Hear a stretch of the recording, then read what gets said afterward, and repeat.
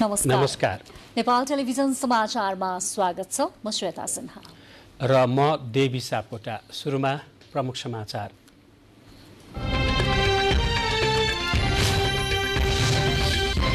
सत्तारूढ गठबन्धन बीच सीट बाँडफाँडका लागि कार्यदलको बैठक जारी। प्रतिवेदन शीर्ष नेतृत्वलाई आजै बुझाउने कार्यदलको तयारी। देशभर डेंगू हैजा लगायत महामारी फैलिएको भन्दै सांसदहरूद्वारा सरकारको ध्यानाकर्षण। मिडिया काउन्सिल विधेयक दफावार छलफलका लागि संसदीय समितिमा। देशका 77 मध्ये 75 जिल्लामा डेंगूको संक्रमण फैलिएको स्वास्थ्य मन्त्रालयको भनाई। ज्वरोमा प्रयोग हुने सिटामोलको अभाव। सरकारद्वारा गणतन्त्र कोरियाबाट प्राप्त हुने करिब 1 अर्ब रुपैयाँ बराबरको अनुदान स्वीकार गर्ने निर्णय। रकम कोरियाको रोजगारीबाट फर्किएकाको हितमा प्रयोग गरिने। सृजनशील प्रशासन, विकास, समृद्धि र सुशासन भन्ने नारासहित निजामती दिवस मनाइयो। निजामती प्रशासनलाई व्यावसायिक र जनमुखी बनाउन प्रधानमन्त्रीको निर्देशन। राष्ट्रिय क्रिकेट टोलीका कप्तान सन्दीप लामिछानेमाथि नाबालिका करणी गरेको आरोप। अनुसन्धान अघि बढाइएको प्रहरीद्वारा जानकारी। र चीन र रुसका राष्ट्रपतिबीच आगामी साता उज्बेकिस्तानमा भेट हुने तय। द्विपक्षीय एवं अन्तर्राष्ट्रिय चासोका विषयमा विचार विमर्श गर्ने तयारी।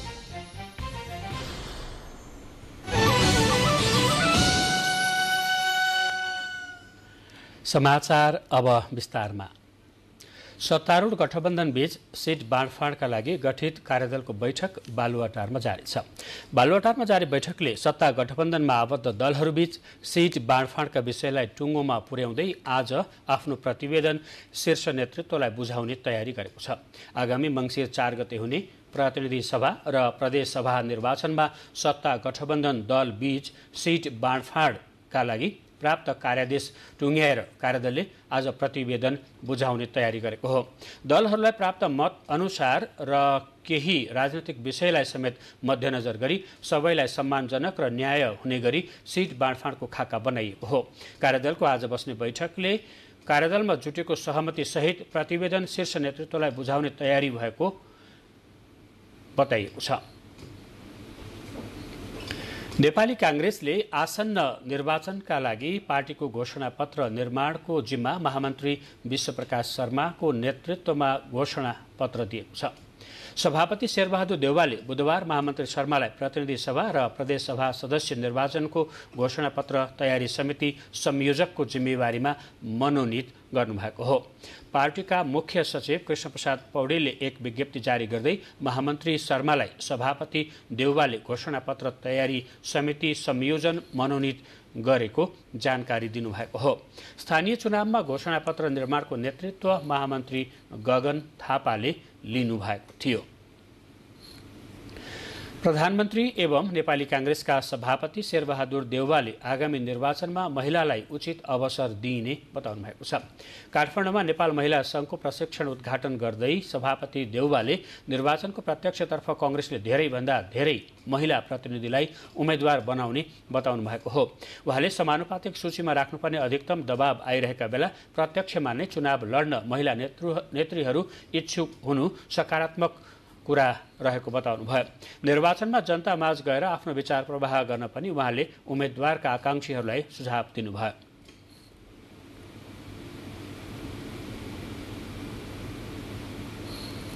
जनताको भोट लिनलाई जनताको सम्पर्क जनसम्पर्क जनतासँग घुलमिल उठबस जनताको हृदय जित्ने काम गर्नु पर्यो। त्यो भएको खण्डमा मलाई लाग्छ यो महिलाहरू अवश्य नै आफ्नो ठाउँमा अझ बढी भूमिका पाउँछन्। आफैले ल्याउदिने कुरा होइन, यहाँ भोट लिने काम तपाईँहरू लाग्नुहोस्। मैले ठट्टा गरेर भनेको थिएँ 51% तपाईँ सबै तपाईँहरूले गरेँ मैले भनेको थिएँ। मैले के छ तर जित्नु पऱ्यो। त्यस कारण चाहिँ नि राम्रै हो तपाईँहरू जम्मै महिला आएपछि त तपाईँसँग दुसा सुन्नु हुँदैन होला पार्लियामेन्टमा। कार्यक्रममा कांग्रेस नेता प्रकाशमान सिंहले सूचना र प्रविधिलाई उच्चतम प्रयोग गर्दै आवश्यकता अनुसार चुनावी प्रचार प्रसारमा जुट्न आग्रह गर्नुभयो। कांग्रेसका महिला नेत्रीहरूले आगामी निर्वाचनमा समान सहभागिताको सुनिश्चितता गर्न नेतृत्व समक्ष आग्रह गरेका थिए। नेपाली कांग्रेसका नेता डाक्टर शेखर कोइरालाले मधेस र मधेसीलाई प्राथमिकतामा राखी पार्टी अगाडि बढेको बताउनु भएको छ। धनुषाको औरही गाउँपालिकामा नेपाली कांग्रेस पालिका कमिटिले आयोजना गरेको कार्यकर्ता भेलामा नेता कोइरालाले आफ्नो पार्टीले पार्टीको स्थापना कालदेखि नै तराई मधेसलाई उच्च प्राथमिकतामा राखेको बताउनुभयो। उहाँले आसन्न आम निर्वाचनमा पार्टीका सबै नेता कार्यकर्ताहरू एक ढिक्का भई सबै उम्मेद्वारलाई विजयी बनाउन आग्रह गर्नुभयो। सत्तारूढ गठबन्धन बैठकले सिट बाँडफाँडमा सहमति गरेपछि पार्टीका उम्मेद्वारहरूको टुङ्गो छिट्टै लाग्ने उहाँको भनाइ छ। ले गर्दा नै नेपाली कांग्रेस जहिले पनि सरकारमा पुगेको कुरा, जुन बेला जुन दिन जुन चुनावमा मधेसबाट हामीहरू कमजोर भएका छौं त्यो बेला हामीहरू सरकारमा पुगेका छैनौं। नेकपा माओवादी केन्द्रका अध्यक्ष पुष्पकमल दाहाल प्रचण्डले गाउँ गाउँमा परिचालित हुन नेता तथा कार्यकर्तालाई निर्देशन दिनुभएको छ। पार्टी निकट विद्यार्थी युनियनले आयोजना गरेको कार्यक्रमलाई सम्बोधन गर्दै पूर्व प्रधानमन्त्री दाहालले नेता कार्यकर्तालाई निर्वाचनमा केन्द्रित हुँदै पार्टीले गरेका कामलाई जनतासम्म पुर्याउन निर्देशन दिनुभएको हो। संविधानका कतिपय विषयमा असन्तुष्टि हुँदाहुँदै पनि नैतिक र राजनैतिक जिम्मेवारीलाई वहन गर्दै समाजवादको यात्रामा जाने सम्झौता गर्नु परेको जनताहरूलाई बुझाउनु पर्ने अध्यक्ष प्रचण्डको भनाइ छ। नेकपा एकीकृत समाजवादीका प्रवक्ता जगन्नाथ खतिवड़ाले प्रतिनिधि सभाको सीट बाँडफाँटमा एकीकृत समाजवादीले न्यूनतम 24 सीट पाउनुपर्ने दावी गरिएको बताउनु भएको छ। विराटनगरमा आयोजित पत्रकार भेटमा बोल्दै प्रवक्ता खतिवड़ाले विगतमा जितेको सीटका आधारमा सीट बाँडफाँड हुनुपर्ने र यसैका आधारमा गठबन्धनको कार्यदलमा छलफल चलिरहेको जानकारी दिनुभयो। उहाँले गठबन्धनको सूत्राधार नेकपा एकीकृत समाजवादी रहेको बताउँदै मंसिर 4 गते हुने निर्वाचनपछि संसदको संरचनाले गठबन्धनको स्वरूपबारे निर्क्युल गर्ने बताउनुभयो। उहाँले निर्वाचनमा कांग्रेस र माओवादी केन्द्रले धोका नदिने विश्वास लिएको बताउनुभयो।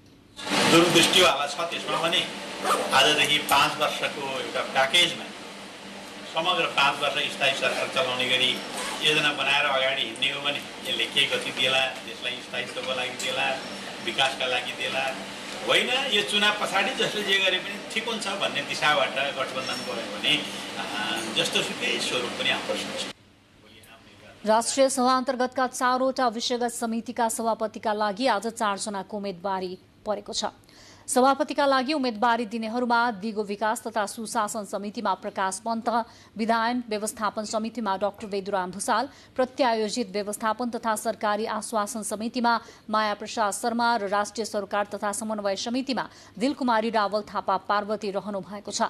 राष्ट्रिय सभा नियमावली 2075 को नियम 150 को उपनियम 910 बमोजिम राष्ट्रिय सभा अन्तर्गत गठित 4वटा विषयगत समितिका सभापतिको निर्वाचनका लागि 4 जना सांसदहरूको उम्मेदवारी परेको हो। सभापतिको यही 23 गते 1 बजे निर्वाचन हुने राष्ट्रिय सभाका सचिव राजेन्द्र फुयालले जानकारी दिनुभएको छ। समाचारहरू बाँकी नै छन्, एकैछिन विश्राम। विश्रामपछि समाचारमा स्वागत छ।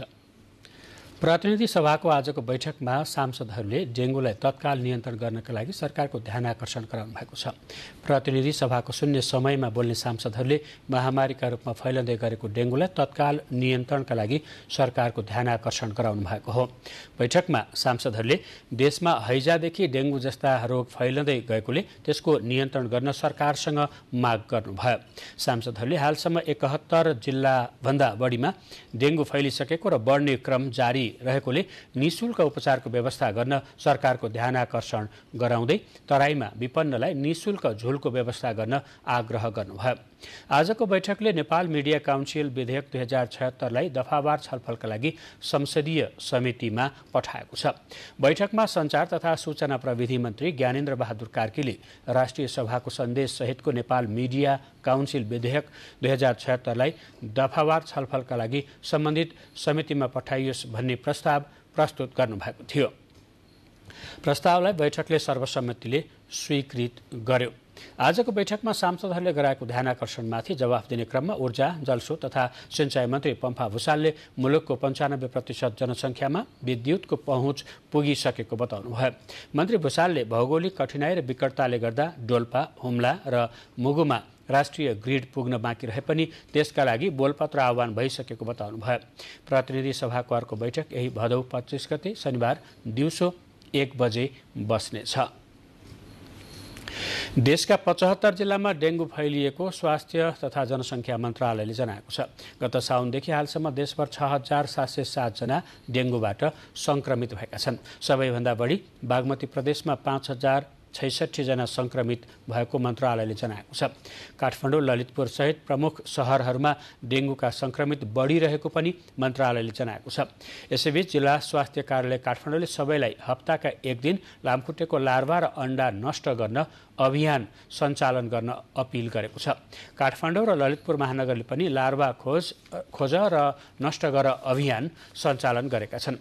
डेङ्गुसँगै देशैभर कोरोनाको सङ्क्रमण पनि उस्तै छ। स्वास्थ्य मन्त्रालयका अनुसार पछिल्लो 24 घण्टामा देशभर 230 जना कोरोना सङ्क्रमित थपिएका छन्। आज कोरोना सङ्क्रमणबाट 2 जनाको मृत्यु भएको छ। सोही अवधिमा थप 78 जना सङ्क्रमण मुक्त भएका छन्।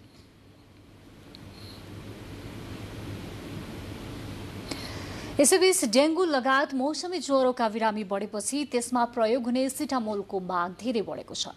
सामान्य ज्वरो र दुखाइमा प्रयोग हुने सिटामोलको अभाव देखिएको उपभोक्ता र औषधि पसल सञ्चालकहरूले बताएका छन्।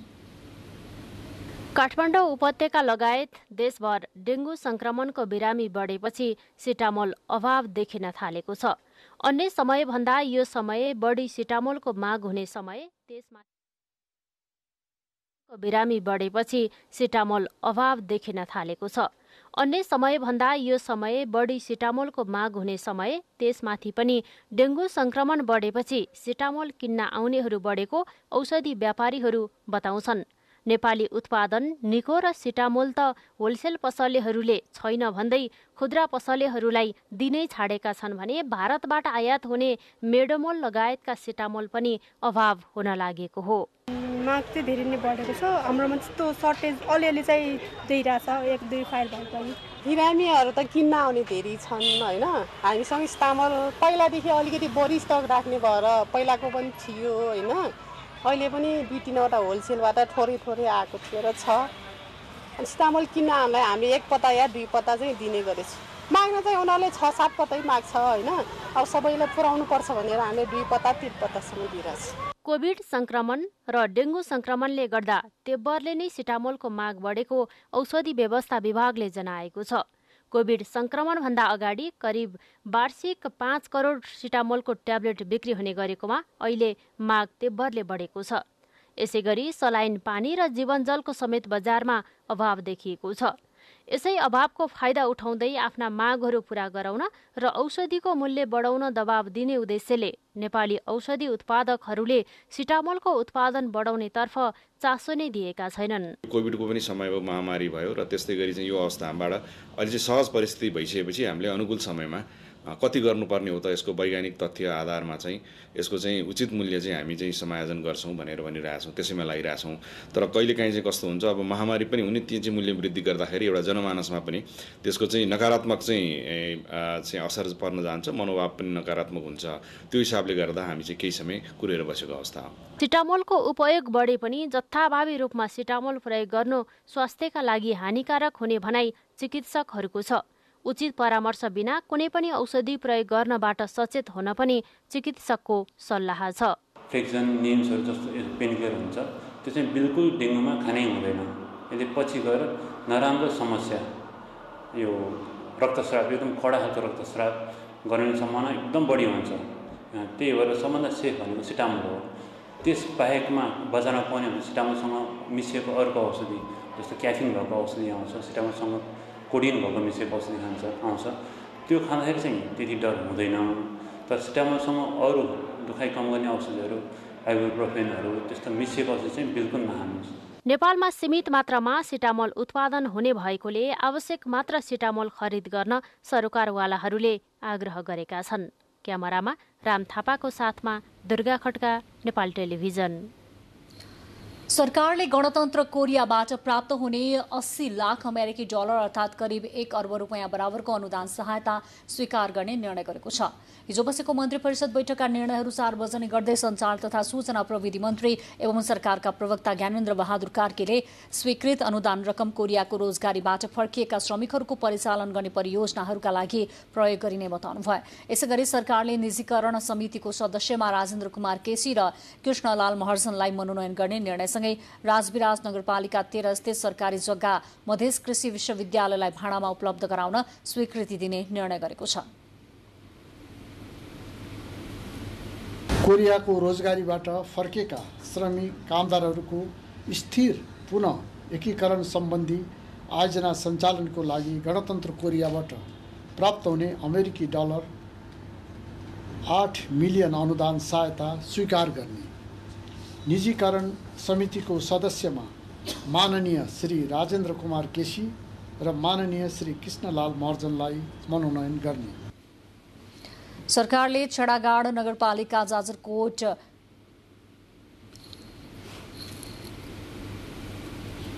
जाजरकोट मुडकेचुला गाउँपालिका डोल्पा र जगदुला गाउँपालिका डोल्पाको केन्द्र परिवर्तन गर्न स्वीकृति दिने निर्णय समेत गरेको छ। समाचारहरू बाँकी नै छन्, एकैछिन विश्राम।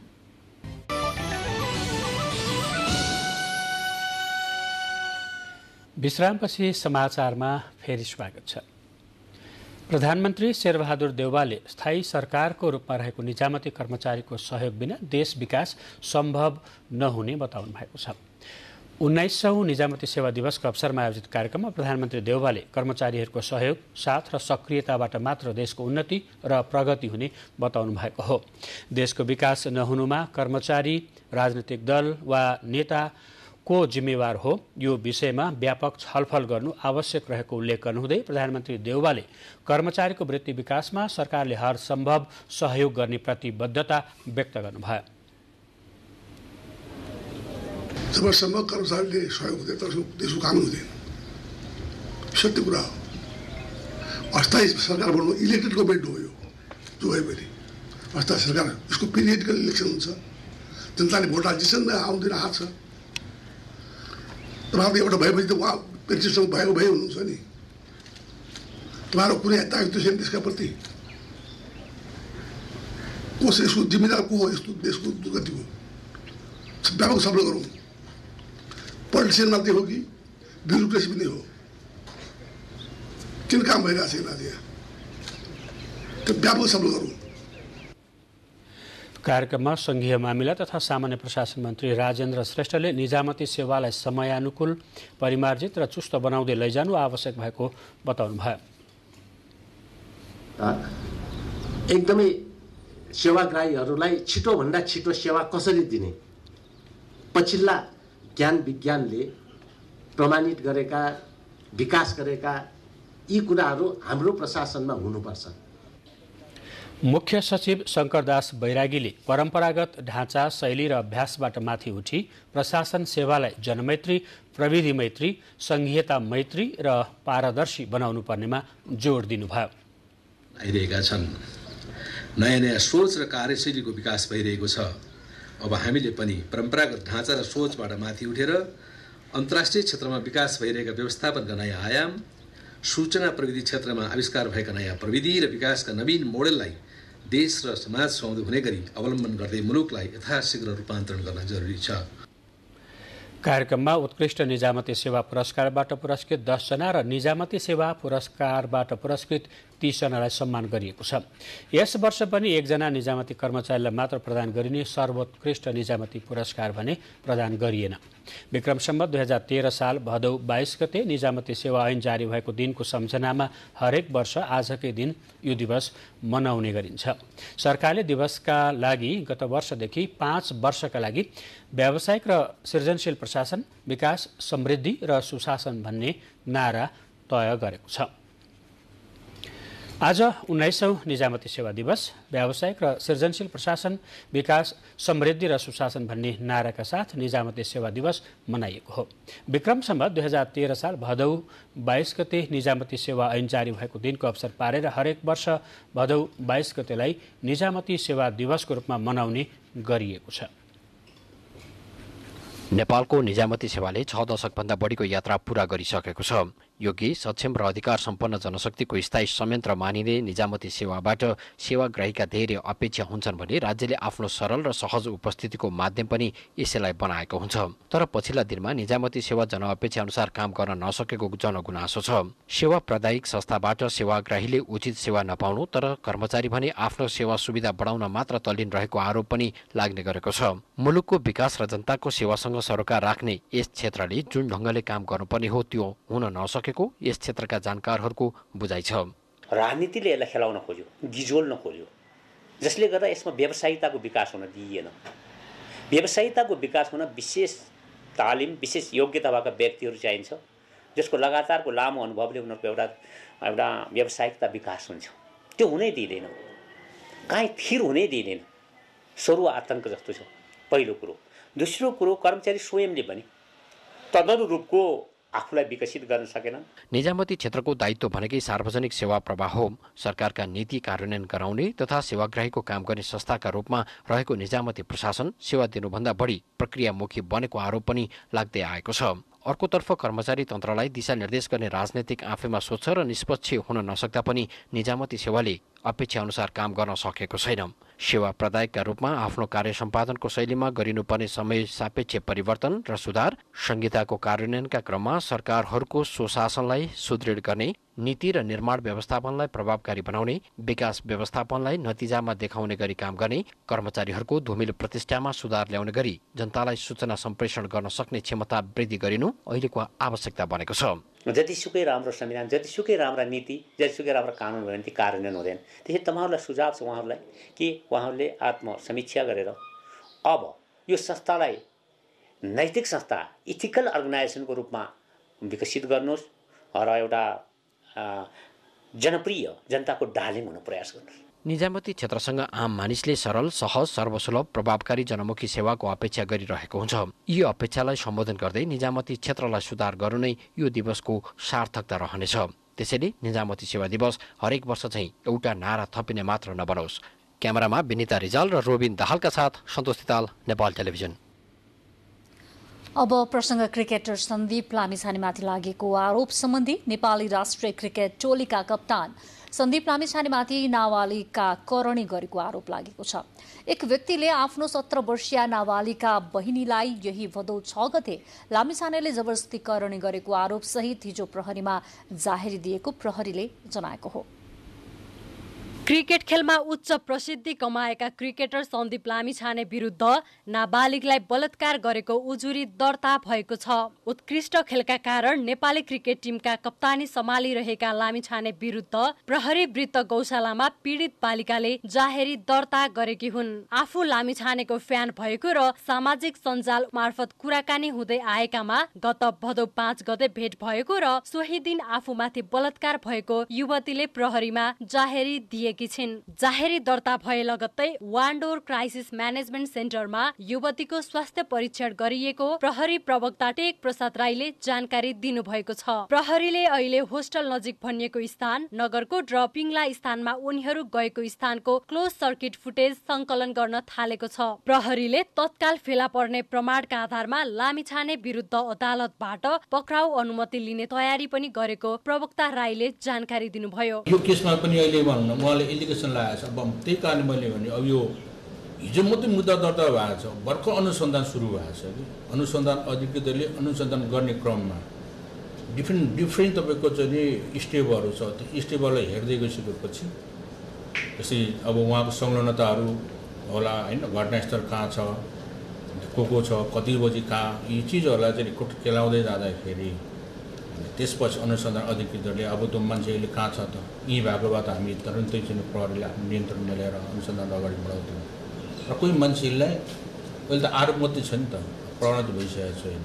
तर पनि अनुसन्धान अधिकृतले त्यो किसिमको उहाँको संलग्नता देखिएको अवस्था भयो, केही भयो भने हाम्रो चाहिँ मैले अघि पनि भने नेपाल प्रहरी र त्यहाँको प्रहरीको बिचको चाहिँ आपसी समन्वय मिलाउन सक्ने कुराबाट चाहिँ अन्तर्राष्ट्रिय प्रहरी सम्बन्ध छ, त्यहाँबाट पनि हामी झिकाउन सक्छौँ, ल्याउन सक्छौँ।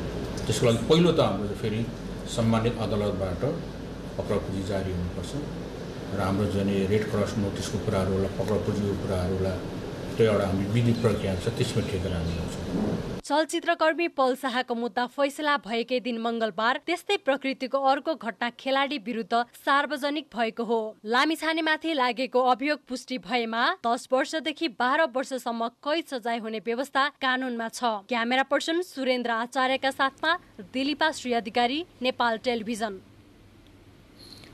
चिकित्सक आन्दोलित भएपछि कर्णाली स्वास्थ्य विज्ञान प्रतिष्ठान जुम्लामा अधिकांश उपचार सेवा ठप्प भएका छन्। भदौ 2 गते प्रतिष्ठानका चिकित्सकमाथि कुटपिट भएको र फेरि उनैमाथि झुटो मुद्दा लगाइएको भन्दै चिकित्सकले आन्दोलन गरिरहेका छन्। आन्दोलनका कारण उपचारका लागि प्रतिष्ठान पुगेका सयौं बिरामी बिचलीमा परेका छन्। भदौ 2 गते प्रतिष्ठानको आकस्मिक वार्डको ड्युटीमा रहेका डाक्टर करण शाहमाथि त्यहीका कर्मचारी धनबहादुर शाहीले कुटपिट गरेको विरोधमा चिकित्सकहरू आन्दोलनमा रहेका छन्। डाक्टर शाह कुटिनुभन्दा अगाडिको सीसीटीभी फुटेज सार्वजनिक भएपछि डाक्टर विरुद्ध जिल्ला प्रहरी कार्यालय जुम्लामा भदौ 13 गते बाल अधिकार हननको मुद्दा दर्ता भयो। जिल्ला अदालत जुम्लाले डाक्टर शाहका नाममा भदौ 20 गते पक्राउ पूर्जी जारी गरेपछि झुट्टा मुद्दा लगाइएको भन्दै प्रतिष्ठानका स्वास्थ्यकर्मी आन्दोलित भएका हुन्। अहिले तपाईँ नेपाल टेलिभिजनको राति 8 बजेको समाचारका साथमा हुनुहुन्छ। समाचार बुलेटिनमा प्रमुख समाचार पुनः एकपटक।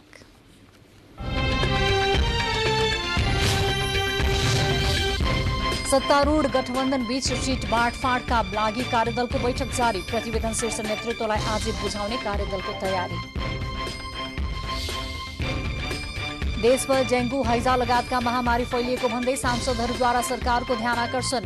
मिडिया काउन्सिल विधेयक दफावार छलफलका लागि संसदीय समितिमा। देशका 77 मध्ये 75 जिल्लामा डेंगूको संक्रमण फैलिएको स्वास्थ्य मन्त्रालयको भनाई। ज्वरोमा प्रयोग हुने सिटामोलको अभाव।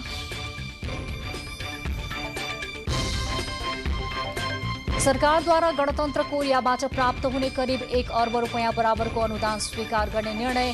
रकम कोरियाको रोजगारीबाट फर्किएका हितमा प्रयोग गरिने। सृजनशील प्रशासन, विकास, समृद्धि र सुशासन भन्ने नारासहित निजामती दिवस मनाइयो। निजामती प्रशासनलाई व्यावसायिक र जनमुखी बनाउन प्रधानमन्त्रीको निर्देशन। राष्ट्रिय क्रिकेट टोलीका कप्तान सन्दीप लामिछानेमाथि नाबालिका करणी गरेको आरोप। अनुसन्धान अघि बढाइएको प्रहरीद्वारा जानकारी।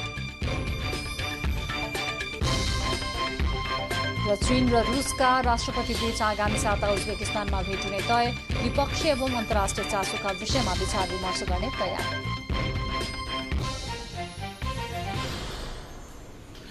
काठमाडौँको प्रसिद्ध जात्रा इन्द्र जात्रा आजबाट सुरु भएको छ। बिहान 7:17 शुभ साइतमा हनुमान ढोकामा इन्द्र जात्राको लिङ्गो ठड्याएसँगै जात्राको शुभारम्भ भएको हो। लिङ्गो ठड्याउने जात्रा अर्थात् इन्द्र ध्वजोत्थान हेर्न हनुमान ढोका वरपर ठूलो संख्यामा मानिसको भिड लागेको थियो। त्यस अवसरमा गुरुजुको पल्टनले तोप पड्काउँदै विशेष धुन बजाएको थियो। हनुमान ढोकामा रङ्गी बिरङ्गी ध्वजा सहितको लिङ्गो ठड्याएपछि इन्द्र जात्रा विधिवत सुरु हुन्छ। 8 दिनसम्म मनाइने इन्द्र जात्रा भाद्र शुक्ल चतुर्दशी र पूर्णिमाको दिन रथ यात्रा गरिन्छ। इन्द्र जात्राका दिनमा बसन्तपुरमा राष्ट्रपति लगायत उच्च पदस्थ व्यक्तिहरू सहभागी भई जात्रा अवलोकन गर्ने परम्परा छ। यसैबीच काठमाडौँ महानगरपालिकाले इन्द्र जात्राका अवसरमा भगिनी सम्बन्ध भएका विभिन्न देशका 18 नगर प्रमुखलाई जात्रा हेर्न निम्तो दिएको छ।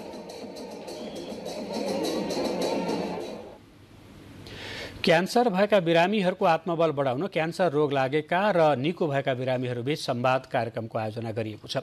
Nepal cancer hospital and research सेन्टरले आज ललितपुरमा क्यान्सरका बिरामीहरूलाई आत्मबल बढाउन र उपचार सम्बन्धी सल्लाह दिन निको भएका बिरामीबीच अन्तर्क्रिया गरेको हो।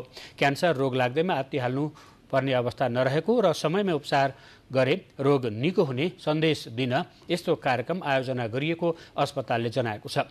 क्यान्सरबाट बच्न खानपान र जीवनशैलीमा सुधार गर्नुपर्ने चिकित्सकहरूको सुझाव छ। शिक्षा क्षेत्रका विज्ञ, शिक्षा सेवी र पत्रकारलाई आज नेशनल एजुकेसन अवार्ड प्रदान गरिएको छ। शिक्षालय राष्ट्रिय मासिकले आयोजना गरेको 16औं एजुकेसन अवार्ड वितरण कार्यक्रममा प्रधानमन्त्री तथा मन्त्री परिषदको कार्यालयका राज्यमन्त्री उमेश श्रेष्ठ र शिक्षा विज्ञान तथा प्रविधि राज्यमन्त्री बोधमाया कुमारी यादवले ती सम्मान तथा पुरस्कार प्रदान गर्नुभयो। कार्यक्रममा काठमाडौँ विश्वविद्यालय स्कुल अफ एजुकेसनका डिन प्राध्यापक डाक्टर बालचन्द्र लुइटेललाई एजुकेसन भिजन अवार्ड, शिक्षा तथा मानव स्रोत विकास केन्द्रका महानिर्देशक चोडामणि पौडेललाई डेडिकेसन अवार्ड लगायतका विभिन्न व्यक्ति तथा संस्थालाई पुरस्कार र सम्मान प्रदान गरिएको छ। कार्यक्रममा नेपाल टेलिभिजनका वरिष्ठ समाचार सम्पादक देवी प्रसाद सापकोटा र द राइजिङ नेपालका मन्जिमा ढकाललाई शिक्षा पत्रकारिता पुरस्कार प्रदान गरिएको छ। सो अवसरमा राज्यमन्त्री श्रेष्ठले सरकारले संघीय शिक्षा विधेयक र प्राविधिक शिक्षा सम्बन्धी विधेयक ल्याउन लागेको जानकारी दिँदै शिक्षालाई राज्यले प्राथमिकता दिएमा मात्रै मुलुक समृद्ध हुने बताउनुभयो। शिक्षा राज्यमन्त्री यादवले शिक्षा क्षेत्रमा गुणस्तर सुधारका लागि सबैको योगदान आवश्यक रहेको बताउनुभयो। अब देश बाहिरको प्रसंग। चीनका राष्ट्रपति सी जिनपिङ र रुसका राष्ट्रपति भ्लादिमिर पुटिन बीच आगामी साता उज्बेकिस्तानमा भेट हुने भएको छ। उज्बेकिस्तानको सामरकन्दमा यही भदौ 30 र 31 गते आयोजना हुने शांघाई सहयोग संगठन SCO शिखर सम्मेलनमा सहभागी हुने सिलसिलामा दुवै नेताबीच भेटवार्ता हुन लागेको हो। चीनका लागि रुसका राजदूत एन्ड्रे डेनिसोभले राष्ट्रपति द्वयबीचको भेटवार्तालाई पुष्टि गर्दै नेता द्वयबीचको पूर्ण बैठक र त्यसको कार्यसूचीमा गम्भीर ढंगले काम भइरहेको बताउनु भएको छ। उहाँले रुसी र चीनिया राष्ट्रपति बीच द्विपक्षीय एवं अन्तर्राष्ट्रिय चासोका विषयमा विचार विमर्श हुने पनि बताउनुभयो। बाँकी समाचार एकैछिनमा।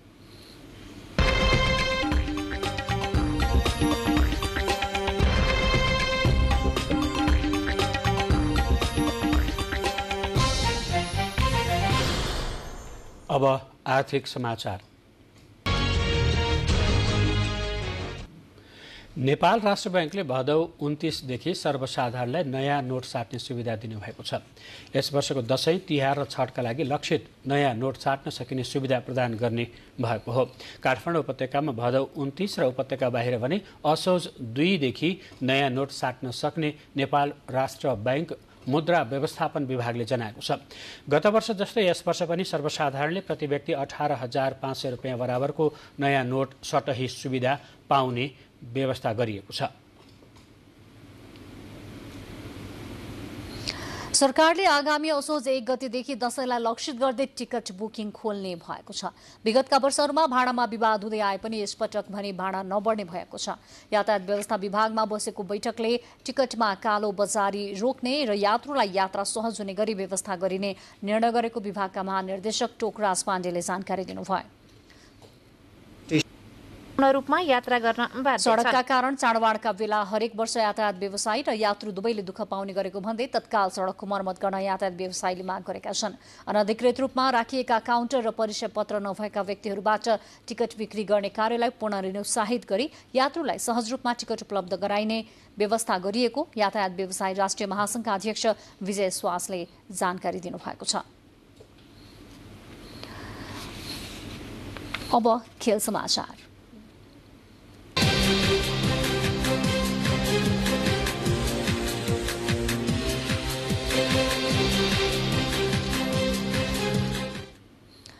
छैठौं संस्करणको महिला साफ च्याम्पियनशिप फुटबल अन्तर्गत आज भएको खेलमा साबिक विजेता भारत विजयी भएको छ। त्रिपुरेश्वर स्थित दशरथ रङ्गशालामा भारतले पाकिस्तानमाथि 3-0 को जित दर्ता गर्दै अङ्क तालिकामा 3 अङ्क जोडेको छ। त्यस्तै आज नै भएको दोस्रो खेलमा मल्दिप्सलाई 3-0 गोल अन्तरले हराउँदै बङ्गलादेशले सुखद सुरुवात गरेको छ।